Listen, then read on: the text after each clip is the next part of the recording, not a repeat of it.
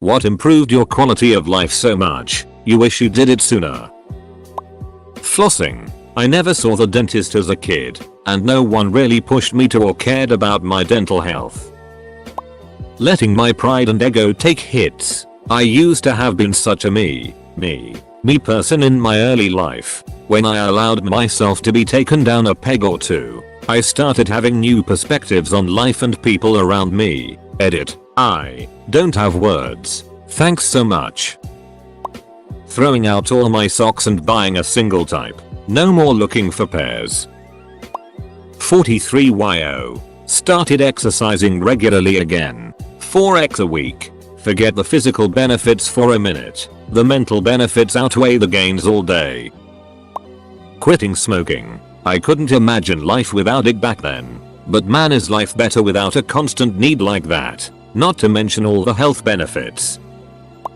Learning to be okay with saying no and starting off all relationships, personal and professional, with healthy boundaries. You don't ever need an excuse to say no to if you don't want to do something. Don't feel like going out with friends that night? No thank you. Don't want to work an extra shift at your place of employment if it's not mandatory? No thanks boss. Boundaries are amazing. And when set from the beginning, they are much easier to maintain for your own mental well-being. Edit. Well, this has become my highest upvoted comment. Thanks to everyone who responded with stories related to boundary setting. And stay strong if you still struggle with this. Sleeping when I'm sleepy. Deleting all the people from high school I don't see anymore from social media. Cutting out alcohol. I don't criticize anyone who drinks, but I was a problem drinker. Stopping that cycle improved everything about my life. Drinking more water. Edit. Thank you everyone for the awards and upvotes. Hiking in the mountains. Nothing makes me feel more at peace and excited at the same time. Working from home in IT. Duck. This environment and industry fit me like a glove. Eating healthy. It's amazing after you realize how much you feel like it after you just took down a double cheeseburger, extra large fries, and a large Coke. But at the time, you don't realize it and just think you're tired. Good eating habits and exercising changed my life. Automating simple yet time-consuming tasks, like Excel macros. You wouldn't realize how much time you save beforehand, but it sure does save heaps. Buying a good knife for cooking. Permanently placed my phone on do not disturb, allow calls from contacts. This one change saved me from constant disruptive and wanted calls. Life is good on no ring lane. Losing 200 pounds. Edit. Lol. You guys had fun with this. To answer everyone's question I meant weight. Former 397 pound fat chick here. Never even seen a British pound. Lost the 200 on my own through diet and exercise. Then about 24 pounds of excess skin had to be removed surgically. Independent blankets for my wife and I in bed. Incredible how much better you sleep when there's no waking up with blankets pulled half off or using one that's too heavy or too light. I'd highly recommend for anyone that sleeps with a significant other. Edit. Holy cow. This blew up. Thanks for the awards. Seeing a therapist. My dad died when I was 16 and I never saw or really talked to anyone about it till I was in my 30s. So many years wasted being angry and sad. I was very shy and self-conscious. But at some point I started just living how I wanted. I already wasn't popular. So what was I risking? Girls still wouldn't be interested. I guess I just started doing things I'd been afraid to do before, including being more outgoing. I know this sounds like generic advice, but it really worked for me. Every time your brain says no, that wouldn't work out, or no, what would people think, or any other version of no, don't try. It's a perfect opportunity to do something you feel drawn to. Dye your hair pink. Try painting even though you know you'll suck at it. Fart and then say it was me. Okay, maybe not the last one. Cutting out toxic friends. After years of knowing someone, it can be hard to see that they are no longer the person they were when the relationship started. My childhood best friend grew into a manipulative, selfish prick. For years I hung out with him almost every day after work and always felt miserable afterwards. Everyone around me questioned why I still spent time with him. I always made excuses that seem ridiculous in hindsight. I should have cut ties 10 years ago.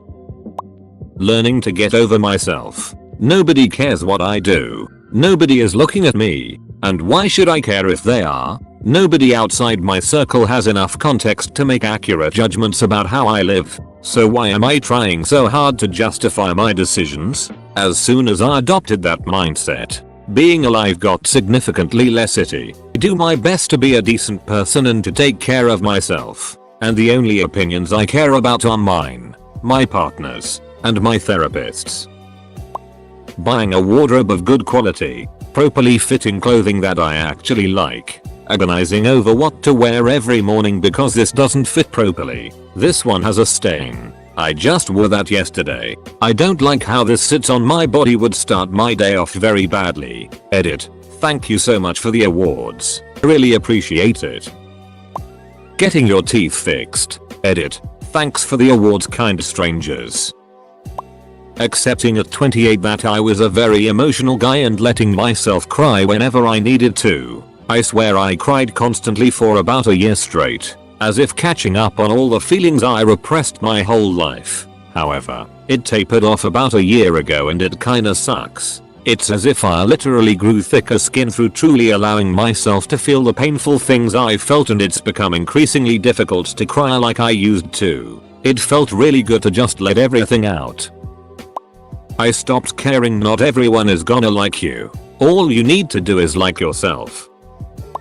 Taking vitamin D supplements and getting a therapy lamp for the winter. Holy does it make a difference. I realized after my first year of university that the reason I didn't do well in the winter semester was because I was feeling depressed and exhausted due to lack of sunlight. I live in Canada, so the days are way shorter in winter. So when you leave before the sun rises, get home after it sets and wear a coat all day so your skin is exposed to no sunlight, you miss a lot of vitamin D. So I take vitamin D supplements each morning to make up for what I'm missing. And I use a therapy lamp to simulate sunlight in the morning. You feel way more energized and awake during the day. I would highly recommend it to anyone who feels exhausted in winter. P.S. If you're interested in a therapy lamp, look up SAD lamp or seasonal affective disorder lamp. Edit. Wow. Thanks for the award. Edit 2. Awards. You young kids will think this crazy, but I am glad to have gotten older. All those things that worried me when I was in my 20s just don't matter anymore. I'm 67 now and much happier. Moving out of my parents' house. It's actually amazing how much more energy and satiation I get from homemade unsweetened oatmeal versus the stuff from the packet. Bought a cart that carries my groceries from the car to my apartment. No more trying to carry 5 bags in each hand. Roomba. OMG, not having to sweep dog cat hair daily is such a blessing. Edit. Lots of replies. It's 4:30 AM.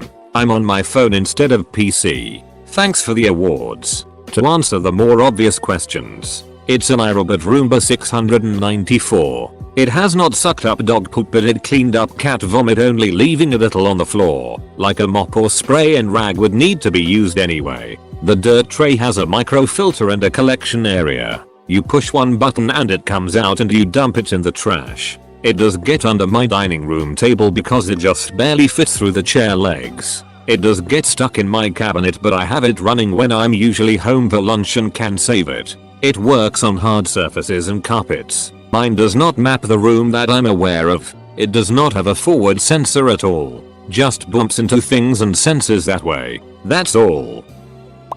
Yoga. I'm an old guy and discovered it at age 56 in 2005. By now I'm still not terribly proficient, but yoga has kept me limber. More importantly, it has been amazing for improving my peace of mind. Whenever somebody asks why I practice yoga, I reply, for peace of mind.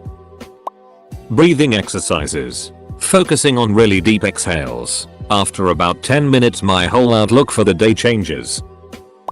LASIK. Best $4,000 I ever spent on myself. Committing myself to a mental hospital and subsequent treatment. Working remotely. Spending money on gas, parking, clothes, etc. Just not worth it for most of my pre-remote working life. I cut my mother out of my life a few years ago, and I wish I had done it as soon as I moved out, just as I did to my father. My life has been so much better since she hasn't been in it. I feel better about myself. I'm not being treated badly, and I can do what I want without fearing judgment. I'm glad I never reconciled, either. From what I hear from siblings, she hasn't changed a bit. She still has to be right all the time. She still lies about it, and she still pulls authoritarian bullet. I've pretty much written her off. She has 7 years left to come to me, apologize for the nasty ed she did, take responsibility for aforementioned actions, and prove she has changed or is in the process. But if she doesn't do that within the next 7 years, there's no way in hell I'd reconcile with her. Getting my finances in order. It's life on easy mode now. Sobered up. 2 years. I lost 100 pounds. I have about 100 more to go. But being so obese you can't find clothes at Walmart and nearly dying from non-essential organ failure at 25. Gallbladder really isn't a way to live. I literally couldn't run or get off the floor without grabbing something. I used to break or bend lawn chairs. Not fun. Embarrassing AF. Selling my house. Don't get me wrong. Home ownership is great at times. But I was drowning in debt, and selling the place allowed me to reset my entire life. A huge weight was lifted from my shoulders overnight. Also, no more mowing the lawn. Going to the gym. Used to be a miserable fat bastard, but after 3 months of going to the gym, I've lost about a stone and feel so much better. Starting antidepressants. I literally am a different person than I used to be. In a good way. I feel more confident in myself. More caring about other people while still having very defined boundaries. Life changing. Fixing my relationship with food.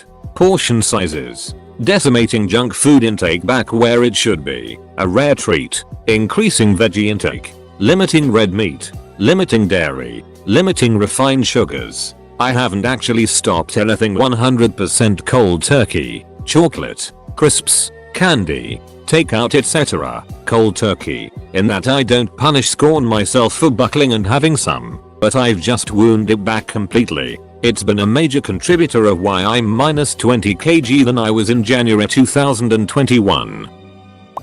Stop working more than 40 hours a week. More of a woman thing. Using cups instead of tampons and pads. That was life changing. I no longer feel absolutely gross down there for 7 days out of every month. Or have to deal with dry tampons.